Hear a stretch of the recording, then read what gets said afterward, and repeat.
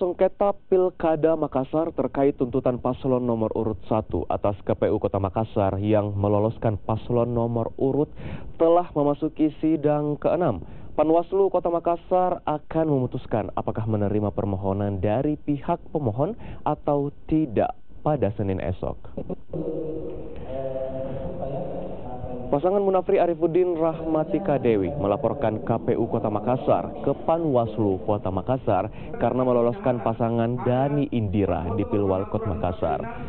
Panwaslu Kota Makassar mengungkapkan ada 3 poin pelanggaran yang dilaporkan paslon nomor urut 1, yakni pembagian smartphone ke RT RW, pengangkatan tenaga kontrak, dan penggunaan slogan 2 kali tambah baik dalam kampanye.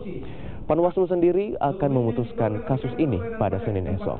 Kalau memang terbukti, maka pasti akan menganulir karena di situ memang sanksinya diskualifikasi. Tapi ini kan masih dalam proses, jadi bukan kami menyimpul tidak sama sekali. Ini kita menunggu putusan nantinya. Ya. Hari sidang putusan itu hari Senin, tanggal 26.